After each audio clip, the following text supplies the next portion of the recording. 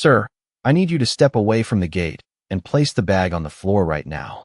The command cracked through Terminal C loud enough to turn heads across the boarding line. Conversation stopped mid-sentence. A little boy holding a pretzel looked up from his mother's hand. The rolling sound of suitcase wheels faded into an uneasy hush beneath the cold fluorescent lights of Reagan National Airport. Marcus Reed didn't move at first. He stood near Gate 14 with one hand wrapped around the strap of a dark gray duffel bag resting against his leg, the kind of military-grade bag most civilians wouldn't recognize unless they'd spent time around armed forces. His posture stayed calm, shoulders square, eyes steady, but the muscles along his jaw tightened almost invisibly. Around him, travelers shifted uncomfortably, pretending not to stare while staring anyway. A TSA officer near the scanner slowly reached for his radio. Two airport police officers moved closer through the crowd, hands hovering near their belts with the confidence of men already convinced they understood the situation. Marcus exhaled quietly through his nose and glanced once toward the giant windows overlooking the runway. Rain streaked across the glass in silver lines while a departing jet lifted into the dark Virginia sky.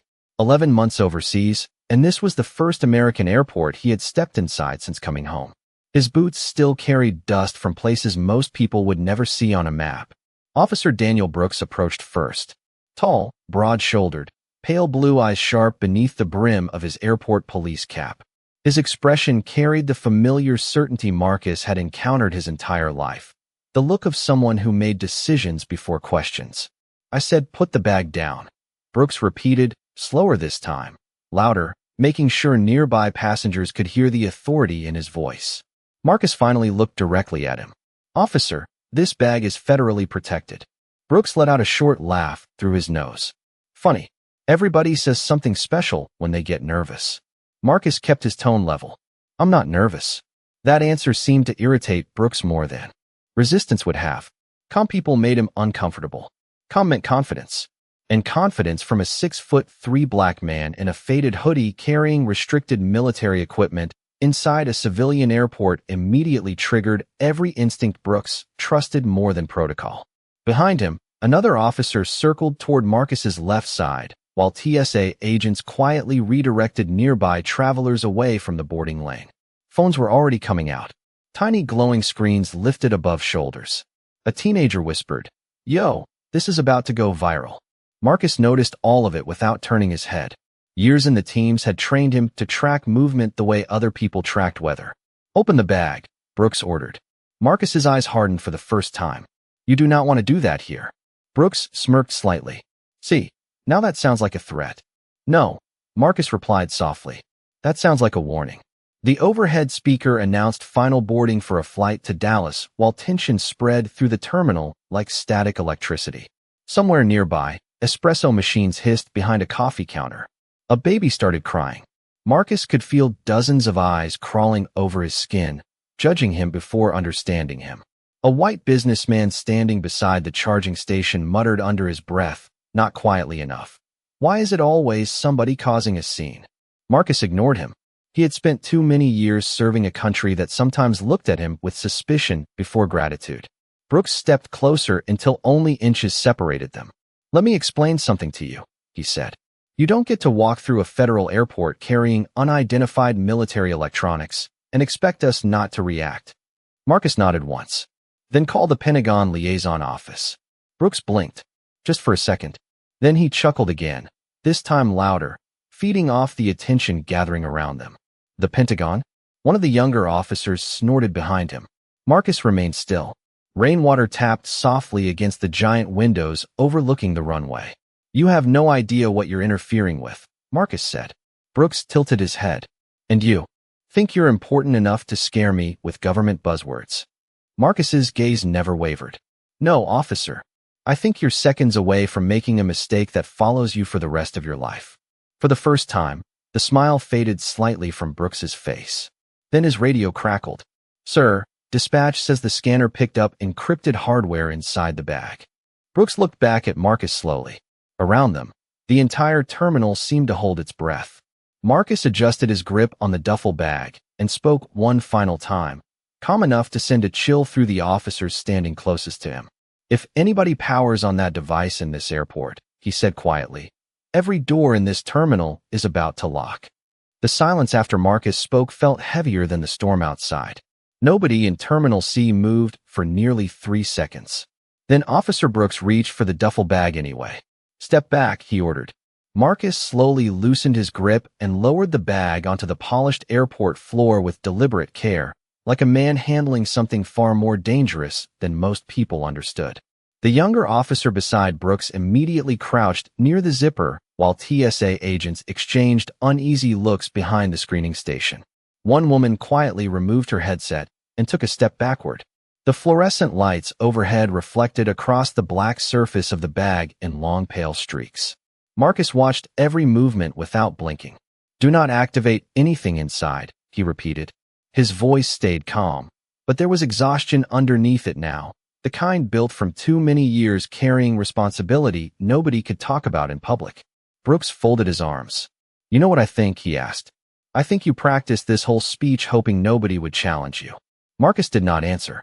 Across the terminal, passengers whispered over one another while phones continued recording. A man in a Washington Nationals cap murmured, "This dude is either crazy or military." A woman beside him whispered back, "Look at him. He does not even seem scared." That was the part people noticed first about Marcus Reed. Not anger, not aggression, control. Even now, surrounded by officers, under dozens of suspicious eyes, his breathing remained measured. Slow inhale, slow exhale. The discipline had been carved into him years ago on freezing beaches, inside transport aircraft, during missions where panic got people killed. Brooks mistook that calm for arrogance. "Open it," he told the younger officer.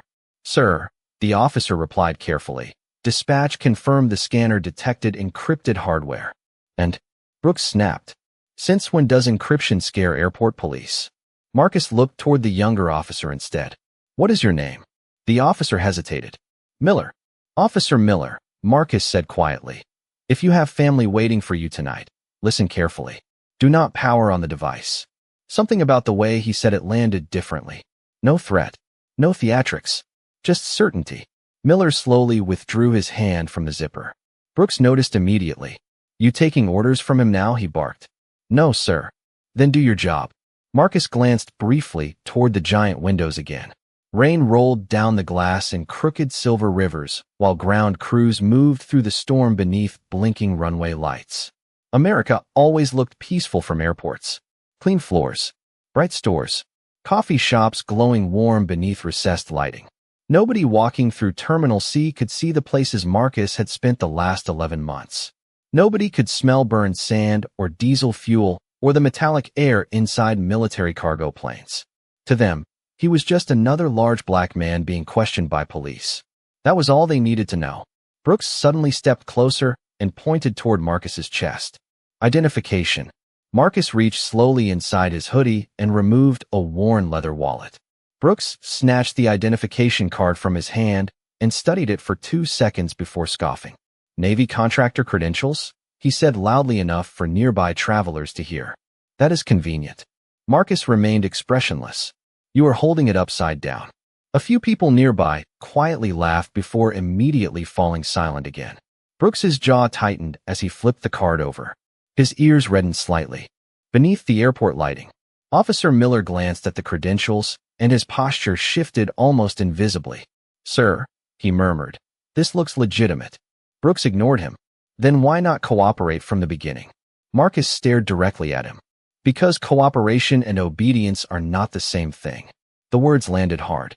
Brooks looked around, suddenly aware of how many cameras were pointed toward him now. He needed control back. Needed the crowd to see authority. "Turn around," he ordered sharply. "You are being detained pending federal verification." Several passengers gasped softly. Marcus closed his eyes for one brief second. Not frustration, not fear, something closer to disappointment. Then he turned slowly and placed his hands behind his back without resistance.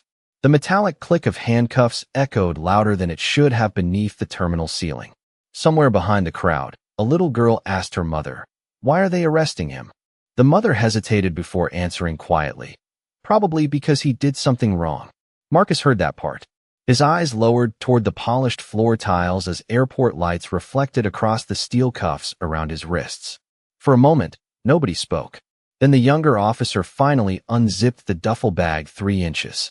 Inside, beneath layers of black protective foam, sat a matte gray satellite device no larger than a hardcover book. No labels. No markings except a small faded Pentagon seal pressed into one corner. Officer Miller swallowed hard. "Sir," he whispered nervously, "I really think we should call somebody." Brooks stared at the device, then back at Marcus. "You first," he said coldly. "Tell me exactly who you are." Marcus lifted his eyes slowly, calm returning to his face like still water settling after impact. "Chief Marcus Reed," he said, "United States Navy Special Warfare." The terminal went completely silent. The moment Marcus spoke his rank, the atmosphere inside Terminal C shifted in a way nobody could fully explain. It was subtle at first, a tightening in posture, a hesitation in movement. Officer Miller slowly looked from the Pentagon-marked device back to Marcus as if trying to reconcile the image in front of him with the assumptions he had made only minutes earlier. Chief Marcus Reed stood perfectly still with steel cuffs around his wrists, rainwater drying across the shoulders of his dark hoodie, while dozens of strangers stared at him like he had suddenly become someone else. Brooks, however, doubled down. Men like Daniel Brooks had spent too many years trusting instinct over humility. Admitting doubt in front of a crowd felt worse to him than being wrong. "Special warfare?" he repeated with a dry laugh. "You expect me to believe that?" Marcus met his eyes calmly. "No, officer. I expect you to verify it." Brooks stared at him for several long seconds before snatching the credentials back from Miller's hand. The terminal lights reflected against the plastic card as Brooks studied it more carefully this time. The confidence in his face dimmed just slightly. Not enough for most people to notice. But Marcus noticed. He noticed everything. "This could still be fake," Brooks muttered. "Then call the number on the back." Brooks glanced toward the crowd gathering behind the security rope line. More phones. More recording. More eyes waiting for a public collapse. A middle-aged woman wearing a Georgetown sweatshirt whispered to her husband, "If he really is military, this is going to become a problem." Her husband replied quietly, "It already is." Across the terminal, thunder rolled faintly beyond the glass walls while blue runway lights blinked through the rain like distant signals. Marcus lowered his eyes briefly toward the satellite device still resting inside the open duffel bag. The younger officer had stepped several feet away from it now, visibly uncomfortable standing too close. "Sir," Miller said carefully to Brooks, "dispatch still has not identified the hardware." Brooks ignored him again. His focus stayed locked on Marcus. "If you are active military, why are you traveling alone dressed like this?" The question carried more judgment than curiosity. Marcus answered without emotion. "Because uniforms are not costumes." Brooks scoffed. Cute answer. Marcus remained silent. That silence irritated Brooks more than arguing. Would have. It felt controlled. Disciplined. Like Marcus understood something nobody else in the room did. Brooks suddenly reached toward the device inside the bag. "Let us test your little warning." Miller immediately stiffened. "Sir, maybe we should wait for federal clearance." "For what?" Brooks snapped. "A magic phone call from Washington?" Marcus's voice cut through the tension before Brooks could touch the device. "Officer Brooks." Brooks paused. Marcus looked directly at him, calm as still water. "I know the type of man you are." The statement landed harder than shouting would have. Brooks frowned. "Excuse me. You think pressure reveals truth," Marcus continued quietly. "You think if you push hard enough, people crack and show you who they really are." Brooks folded his arms defensively. "And the problem is," Marcus said, "sometimes pressure reveals who you are instead." The surrounding officers fell silent. Even the travelers recording seemed to stop breathing for a moment. Brooks's face hardened instantly. "Take him to holding." Marcus did not resist as officers guided him away from the gate area. The steel cuffs remained tight around his wrists while passengers moved aside to let them pass. Some stared openly. Others quickly looked away, embarrassed now by their earlier assumptions. Near a coffee kiosk, the little girl from before tugged gently on her mother's sleeve again. "Mom," she whispered softly. "He does not look dangerous." Her mother did not answer this time. Marcus heard the child anyway. A faint flicker passed through his eyes before disappearing again beneath years of discipline. As they walked down the narrow airport corridor toward the security holding area, fluorescent lights hummed overhead and polished floors reflected their footsteps in pale streaks. Brooks walked ahead with the stiff posture of a man refusing to question himself. Officer Miller stayed behind Marcus, quieter now, uncertainty growing heavier with every step. They reached a gray, reinforced door marked Authorized Personnel Only. Brooks entered his access code, and the lock buzzed open. Inside, the holding room felt cold and overly bright, filled with the stale, recycled air common in government buildings. Metal table, gray walls, security camera blinking red from the upper corner.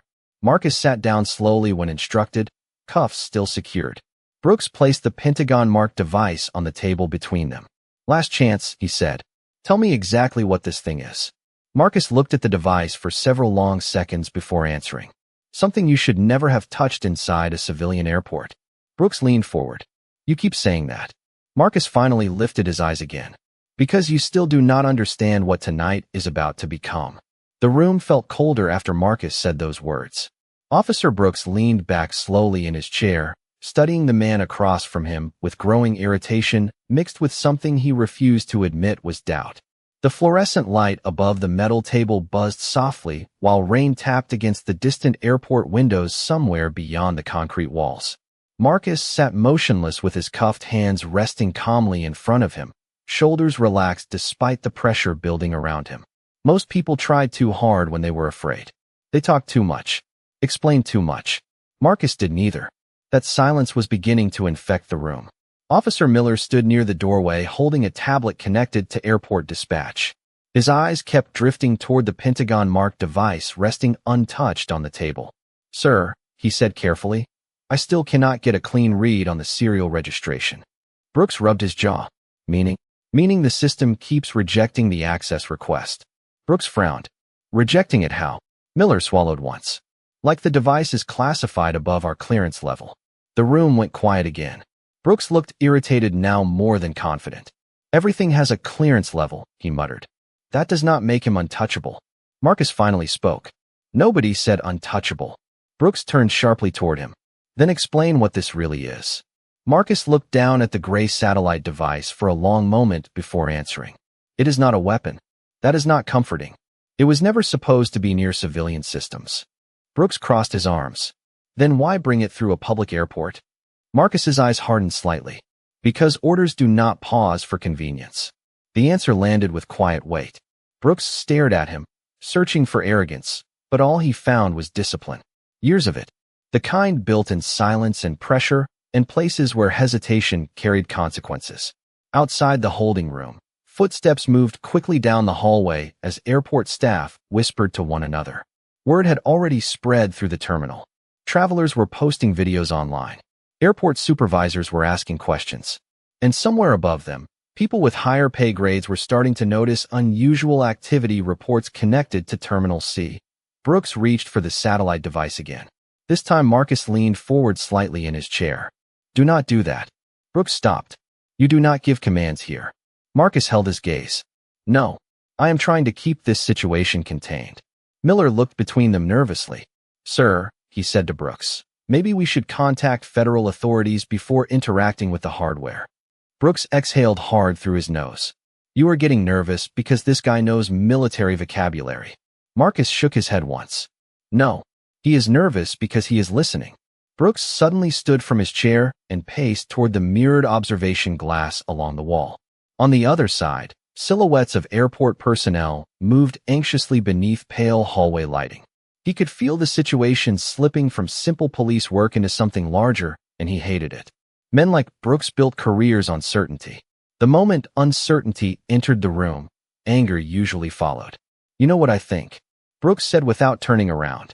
"I think you walked in here expecting everyone to salute you because you served overseas." Marcus answered calmly. "No, officer. I walked in expecting to make my flight." Brooks turned back sharply. "And instead," Marcus's voice stayed level. "Instead you saw a black man carrying military equipment and decided the story before asking a single question." The words hit harder than Brooks expected. Miller lowered his eyes immediately. Even the officers outside the glass seemed to go still. Brooks stared at Marcus for several long seconds. You think this is about race? Marcus did not answer immediately. He glanced briefly toward the security camera blinking red in the upper corner of the room. I think if I looked different, he said quietly, you would have called somebody before you called for handcuffs. The silence afterward felt heavy enough to bend the air. Brooks's jaw tightened. Somewhere deep down, beneath pride and authority and years of instinct, the sentence landed exactly where Marcus intended it to.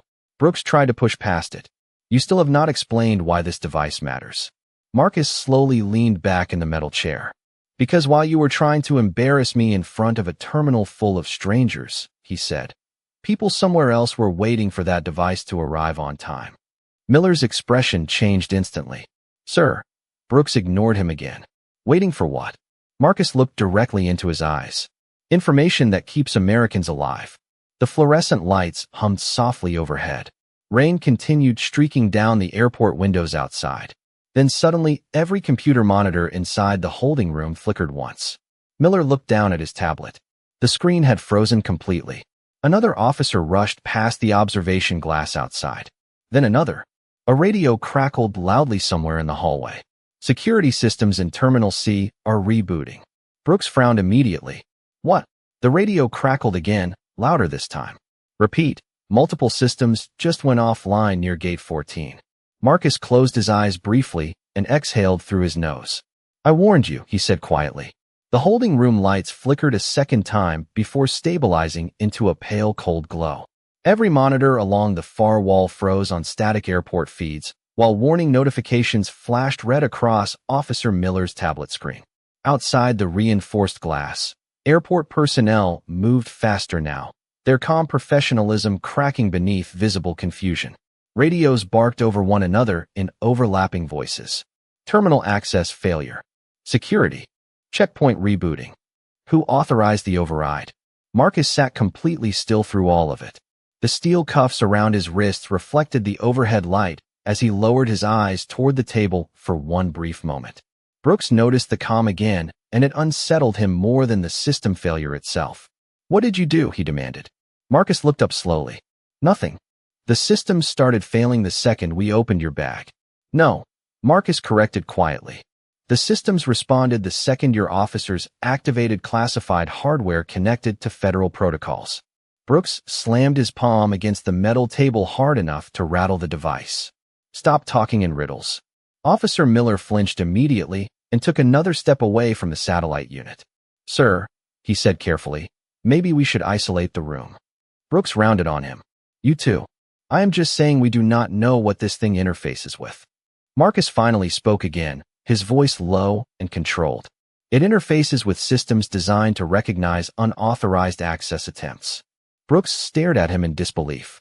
Inside a civilian airport? It was not supposed to happen inside a civilian airport, Marcus replied. The radio on Brooks's shoulder suddenly crackled so loudly it filled the room. Officer Brooks, report immediately. Airport Director Hensley is asking questions. Brooks grabbed the radio sharply. I am in the middle of an investigation. Sir, dispatch answered nervously. Federal agencies are already requesting incident logs. That sentence hit the room like a pressure drop before a storm. Miller looked down at the frozen tablet in his hands. That fast, he whispered. Marcus leaned back slightly in the chair. You are not dealing with missing luggage, he said softly. Brooks ignored him and keyed the radio again. Who contacted federal agencies? Silence answered for nearly 3 seconds before dispatch finally replied. Nobody here, sir. The line went dead. Brooks slowly lowered the radio from his mouth. For the first time since the confrontation began, uncertainty fully entered his eyes. Not fear yet, but the edge of it. Outside the observation glass, too. Airport supervisors hurried down the corridor with tense faces while TSA officers clustered near the security station, whispering urgently. The atmosphere inside the airport had changed completely. Travelers near Terminal C were being redirected. Boarding screens flickered between delays and temporary holds. Nobody publicly explained why. They never did when the government started moving quietly. Marcus watched the activity beyond the glass with unreadable eyes. How long? He asked suddenly. Brooks frowned. What? How long before somebody above you walks through that door? The question irritated Brooks instantly because he had already begun wondering the same thing. He pointed toward Marcus again. You act like this entire situation revolves around you. Marcus shook his head once. No, officer. It revolves around what people become when they stop seeing humanity before suspicion. The room fell quiet again. Miller lowered his eyes. Brooks looked away toward the frozen monitors on the wall. Somewhere deep down, pieces of the evening were beginning to replay differently in his head. The crowded terminal, the assumptions, the cuffs, the little girl asking why Marcus looked dangerous. Every decision had felt justified in the moment. Now each one sat heavier than before. Then suddenly the holding room door burst open. A TSA supervisor entered quickly, breathing hard. Daniel, what did you touch? Brooks straightened defensively. Excuse me. The entire Terminal C network just locked itself into restricted mode. Air traffic coordination is asking whether we have federal equipment inside the building. Miller stared at Marcus. Brooks tried to regain control of the room. Everybody calm down. Calm down, the supervisor snapped. Department of Homeland Security just requested live camera access. The fluorescent lights hummed louder in the silence that followed. Marcus lowered his gaze briefly toward the Pentagon-marked device still resting untouched on the table between them. You still have time, he said quietly. Brooks looked at him sharply. Time for what? Marcus met his eyes. To stop making this worse. Brooks opened his mouth to answer, but froze as anew. Sound echoed faintly through the hallway outside. Heavy footsteps. Multiple pairs. Measured. Coordinated. Different from airport staff. Different from police. Everyone in the room heard it at the same time. The footsteps moved closer with deliberate calm, followed by the sharp electronic buzz of secured doors unlocking one after another down the corridor. Officer Miller's face drained of color. The TSA supervisor slowly stepped backward toward the wall. Brooks stared toward the hallway entrance as the footsteps stopped directly outside the holding room door. Then came a firm knock. Not loud. Not aggressive. Somehow worse because of how controlled it sounded. Marcus finally exhaled slowly through his nose and looked down at the steel cuffs around his wrists. They are here, he said quietly. The knock came again. Calm. Precise. Nothing like the rushed panic echoing through the airport outside. Every person inside the holding room went still beneath the fluorescent lights. Officer Brooks stared at the metal door without speaking while Officer Miller unconsciously straightened his posture like instinct had taken over before thought could catch up. Marcus remained seated at the table, wrists cuffed, shoulders relaxed, his expression unreadable except for the faint exhaustion resting behind his eyes. Another electronic buzz echoed through the hallway as additional secured doors unlocked one after another farther down the corridor. Then the holding room door slowly opened. 3 figures entered first wearing dark federal jackets with no visible agency markings except small silver identification clips near their collars. Their movements were controlled and silent, the kind that instantly changed the temperature of a room without anyone raising their voice. Behind them walked a woman in her early 50s with sharp gray eyes and a dark navy overcoat still damp from the rain outside. Her silver-streaked hair was pulled neatly back, and she carried no visible badge in her hands because she did not need one. Authority moved with her before words did. Captain Elise Warren stepped into the room and immediately looked past everyone else straight at Marcus Reed. The tension in. Her face softened almost invisibly. Chief Reed, she said calmly. Are you injured? Marcus shook his head once. No, ma'am. That single exchange changed everything. Brooks's shoulders stiffened. The TSA supervisor near the wall looked down immediately. Even the federal agents remained perfectly still, watching the room with disciplined silence. Captain Warren's eyes finally shifted toward the steel cuffs around Marcus's wrists. The room somehow grew even quieter. Who authorized restraints? She asked. Nobody answered right away. Brooks cleared his throat. Ma'am, with all due respect, we had an unidentified individual carrying classified equipment through a civilian airport. I asked. Warren interrupted softly. Who authorized restraints? Brooks swallowed once before answering. I did. Warren held his gaze for several long seconds without blinking. There was no anger in her expression. Somehow that made it worse. Remove them, she said. Officer Miller moved immediately. His hands shook slightly as he unlocked the cuffs from Marcus's wrists. The metallic click echoed loudly inside the room. Marcus slowly rubbed the faint red marks on his skin, but said nothing. Warren glanced toward the Pentagon-marked device resting on the table. Was the unit activated? Nobody spoke. Brooks finally answered. Partially. Warren closed her eyes briefly. Not frustration. Calculation. Then she exhaled once through her nose. Do you understand, she asked quietly, how many systems your officers forced into emergency response tonight? Brooks tried to recover some authority in his voice. Ma'am, nobody identified him properly. Warren looked at Marcus again before answering. Chief Reed's identity was confirmed before your officers transported him out of Terminal C. Brooks froze. What? The scanner flagged his clearance immediately. The room went silent. Officer Miller slowly turned toward Brooks with disbelief spreading across his face. Warren continued calmly. Your dispatch center received federal verification 11 minutes ago. Brooks stared at her. Nobody informed me. Because the system locked your access after unauthorized interaction with restricted communications hardware. Warren's voice never rose above conversation level, yet every word landed like pressure against the walls. Outside the holding room, airport activity continued in tense silence.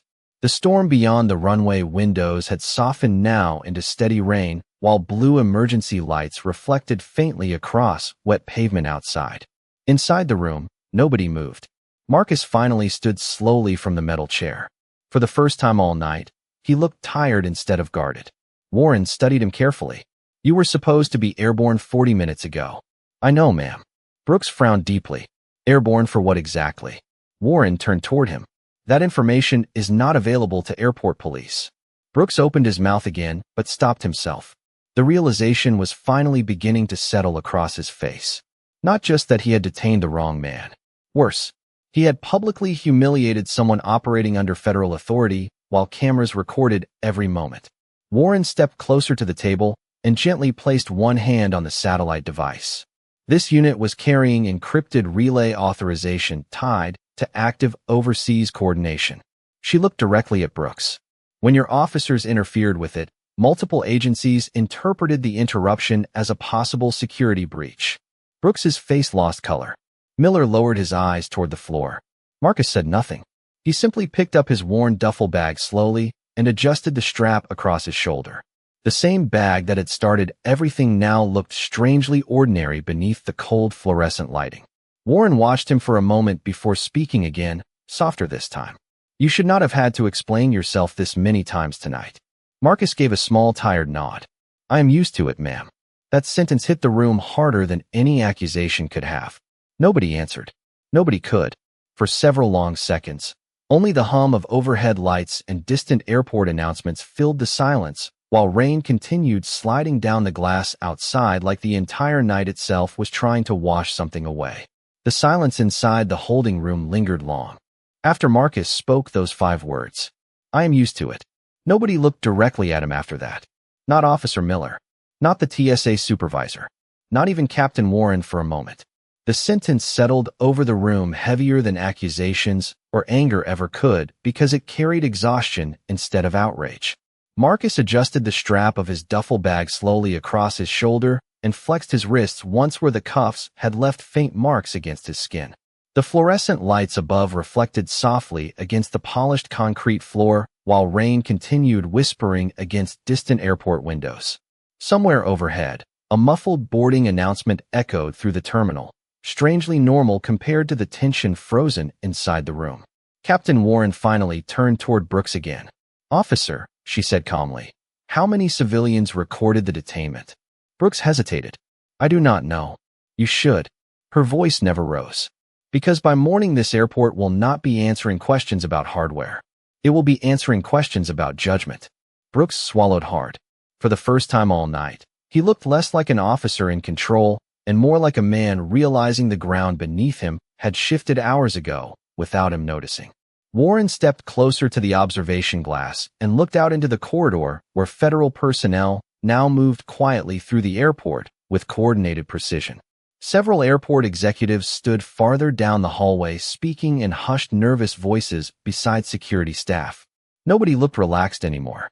The atmosphere carried the unmistakable tension of government damage control already beginning. The body camera footage? Warren asked without turning around. Brooks's face tightened instantly. Uploaded automatically. Warren nodded once, almost to herself. Then Internal Affairs already has it. The sentence drained what little color remained from Brooks's face. Miller lowered his eyes toward the floor again. Marcus remained silent near the table, watching the rain beyond the distant terminal glass through the narrow doorway gap. He did not look triumphant. That was the part none of them expected. Most people in his position would have demanded apologies by now, raised their voice, savored the reversal. Marcus looked only tired. Warren noticed it too. "Chief Reed," she said gently. "Transport is waiting whenever you are ready." Marcus nodded but did not move immediately. His eyes drifted toward Brooks for the first time since the federal team arrived. The room seemed to tighten around that glance alone. Brooks straightened instinctively beneath it, almost defensive again, but Marcus's expression carried no hatred. Somehow that felt worse. "Officer Brooks," Marcus said quietly. Brooks looked at him cautiously. "I need you to understand something." Nobody moved. Marcus's voice remained low and controlled, the same calm tone he had carried since the beginning of the night. "When you stopped me out there, you already decided who I was." Brooks opened his mouth slightly, then stopped. Marcus continued. "You saw the hoodie, the bag, the skin color, and your mind filled in the rest before I spoke a single word." The fluorescent lights hummed softly overhead. "That is dangerous," Marcus said. "Not because of what happened to me tonight. I can survive embarrassment." His eyes hardened slightly for the first time. "It is dangerous because one day you will do it to somebody who does not have people coming through that door for them." The words landed with devastating quiet. Miller slowly looked away. The TSA supervisor rubbed his forehead nervously. Brooks stood completely still, staring at Marcus as if hearing the entire night translated into a language he suddenly understood too late. Warren watched both men carefully before stepping between them. "Chief Reed," she said softly, "your flight path has been rerouted. Andrews Air Force Base is expecting you within the hour." Marcus gave a small nod. "Understood, ma'am." One of the federal agents approached with a sealed black case and carefully secured the satellite device inside without another word. Every movement inside the room remained deliberate and professional, but the emotional weight underneath it pressed against the walls harder with every second. Brooks finally spoke again, though his voice sounded smaller now. "Chief Reed." Marcus paused near the doorway. Brooks struggled for words. He stopped completely. Pride and shame collided visibly across his face. Marcus waited without expression. Brooks glanced briefly toward the floor before managing the rest. "I made assumptions." Marcus studied him for a long moment. Rainwater streaked across the distant airport glass, while blue runway lights blinked softly beyond the storm outside. "Yes," Marcus answered quietly. "You did." He did not say it cruelly. That somehow made it harder to hear. Warren stepped toward the hallway, and the federal agents moved aside automatically to clear a path for Marcus. As he walked out of the holding room, airport personnel lining the corridor instinctively straightened or stepped backward without being told. Some recognized him now. Others simply recognized authority when it entered a space. Marcus walked past all of them with the same measured calm he had carried from the beginning. No anger, no celebration, only quiet dignity. Behind him, Officer Brooks remained standing alone beneath the cold fluorescent lights while the consequences of one night settled slowly across his face like the storm still falling outside the airport windows. The hallway outside the holding room felt strangely quiet as Marcus walked beside Captain Warren through the secured corridor. The chaos from earlier had faded into controlled silence now, the kind that followed after powerful people realized mistakes had already spread too far to contain completely. Airport personnel stepped aside the moment they saw the federal agents approaching. Nobody spoke above a whisper. Radio stayed low. Even the rolling wheels of luggage carts seemed softer against the polished floor.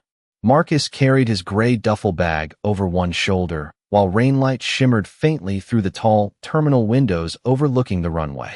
The storm outside was beginning to break apart into scattered silver mist beneath the airport floodlights. Captain Warren glanced at Marcus as they walked. "Medical team can examine your wrists before departure." Marcus shook his head gently. "I am fine, ma'am." Warren studied him for a moment. "You always say that." A faint smile touched the corner of Marcus's mouth for the first time all night, though it disappeared almost immediately. "Occupational habit." They continued down the corridor in silence until Warren slowed near a quiet observation window overlooking Terminal C below. Travelers still moved through the airport carrying backpacks, coffee cups, sleeping children, all completely unaware of how close the evening had come to becoming something much larger. Marcus stopped beside the glass. Blue runway lights blinked through the rain while planes taxied slowly across the wet tarmac beyond. "You know," Warren said softly, "most people in your position would be furious right now." Marcus rested one hand against the strap of the duffel bag. Being angry would not change what happened. "No," Warren admitted quietly, "but it would be understandable." Marcus looked down through the glass toward the same gate where officers had surrounded him earlier. The crowd was gone now. The phones, the whispers, the suspicious stares, all replaced by ordinary airport movement again like nothing had happened. "The problem is not one officer," Marcus said after a long silence. "It is how easy it was for everyone else to believe him." Warren did not answer immediately because she knew he was right. She had seen it too many times before. A uniform spoke louder than dignity. Assumptions traveled faster than truth. Marcus exhaled slowly. "When that little girl asked why I looked dangerous," he stopped for a moment. "That stays with people." Warren's expression softened. "You heard that?" Marcus gave a tired nod. Children listen to adults before they learn to listen to themselves. The hallway remained silent except for distant announcements echoing through the terminal ceiling. Somewhere nearby, a maintenance cart hummed quietly past polished windows streaked with rain. Marcus looked older now beneath the cold airport lighting. Not physically, emotionally, like the night had pressed against scars he normally kept buried beneath discipline and service and routine. Warren leaned lightly against the observation rail beside him. "Do you regret serving?" she asked quietly. Marcus looked out toward the runway for several long seconds before answering. "Never." His voice carried absolute certainty. "I just wish serving always protected people from being judged before they were known." Warren lowered her eyes briefly. "It should." Marcus finally turned away from the glass. "But it does not." Before Warren could answer, hurried footsteps approached from behind them. Officer Miller appeared at the far end of the corridor, breathing unevenly like he had debated whether to come at all. He stopped several feet away, visibly nervous beneath the federal agents watching nearby. "Chief Reed." Marcus turned calmly toward him. Miller swallowed hard. "I just wanted to say," his voice faltered, "I should have listened sooner." Marcus studied the young officer carefully. Miller looked genuinely shaken, not by authority, but by realization.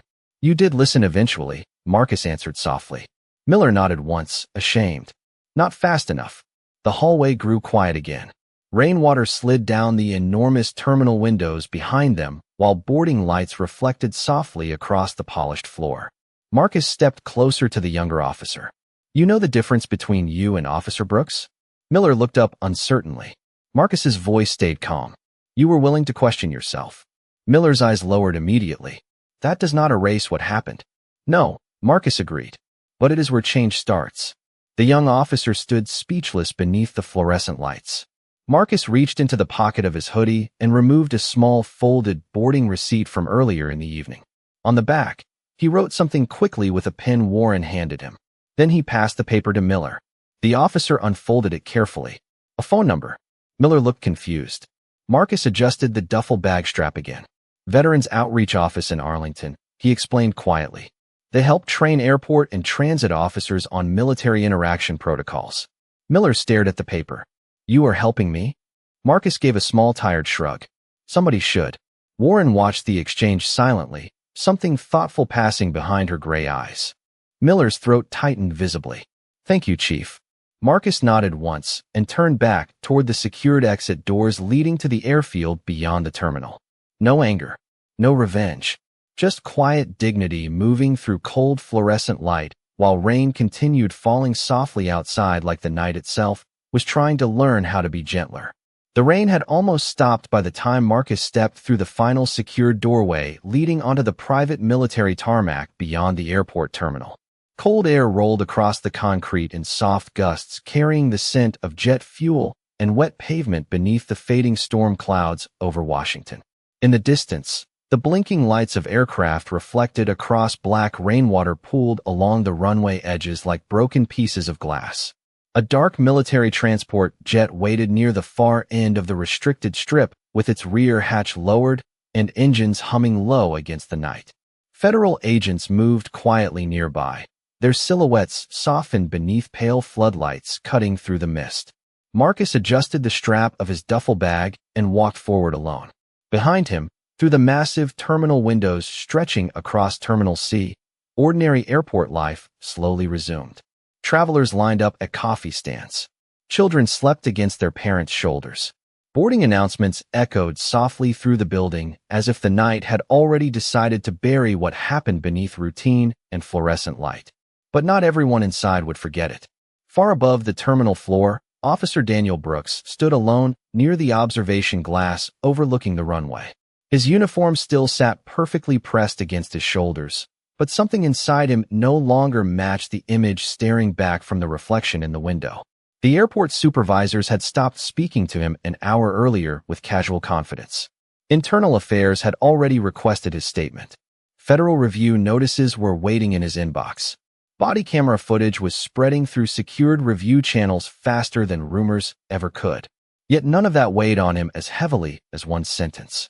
"You saw my skin before you saw the uniform." Brooks stared through the rain-streaked glass as Marcus crossed the tarmac below without once looking back toward the terminal. No anger, no performance, no revenge, just quiet dignity moving beneath cold airport floodlights. The kind of dignity Brooks realized too late he had mistaken for threat. Behind him, airport employees moved carefully through the corridor, speaking in hushed voices whenever they passed. Some recognized him from the incident already. Others simply sensed the atmosphere around him had changed.